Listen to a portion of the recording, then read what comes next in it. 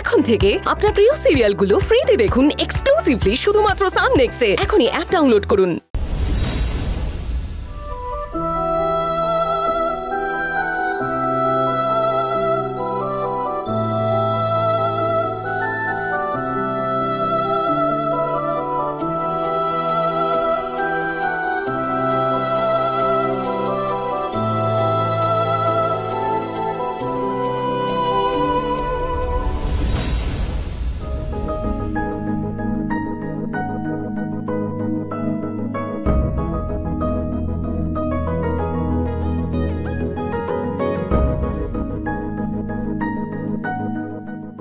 বৌদি missed call কেন দিয়েছে এত রাত্রে?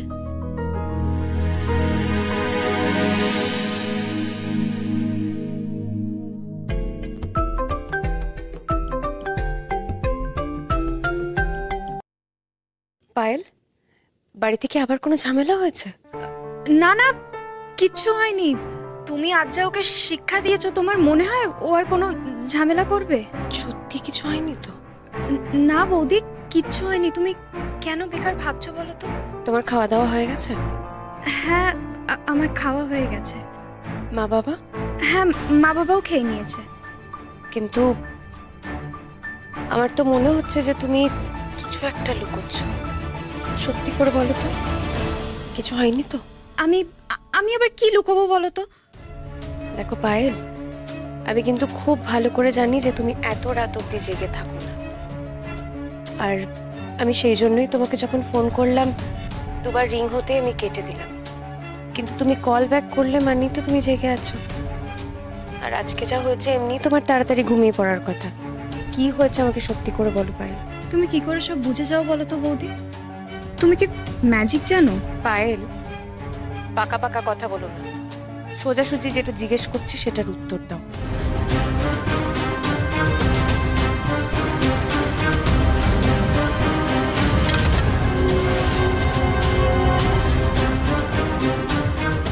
খাবারটা ফেলে দিলি? হ্যাঁ ফেলে দিলাম।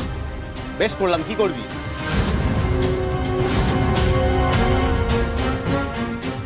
এখনো তুমি তোমার নিজের ছেলেকে এই তো মেরে মুখ ভেঙে দেব একদম। খবরদার দাদা, আমার গায়ে হাত তোলা তো দূর, আমার গায়ে যদি একটা টাচ করিস তাহলে কিন্তু তোর এই ভাড়ার ঘরে থাকাটাও কিন্তু আর কপালে টিকবে না। পায়েল, আমি বলি কি, এরপর থেকে যদি এরকম কিছু হয়, তুমি নিজে যেও প্রীতমের সামনে, মাকে যেতে দিও না। কেন? দেখো পায়েল, মার কিন্তু এসবে ভীষণ কষ্ট হয়, ভীষণ কষ্ট পান মা। তুমি তো এই ব্যাপারগুলো খুব প্র্যাকটিক্যালি দেখো, তুমি এই ব্যাপারগুলো খুব প্র্যাকটিক্যালি হ্যান্ডেল করো। মা কিন্তু ভীষণ ইমোশনাল হয়ে যায়। বুঝতে পেরেছি। ঠিক আছে, তুমি এখন রাখো, রেখে ঘুমিয়ে পড়ো। আমি কালকে একবার মার সাথে কথা বলবো। ঠিক আছে বৌদি, গুড নাইট। রাখছি।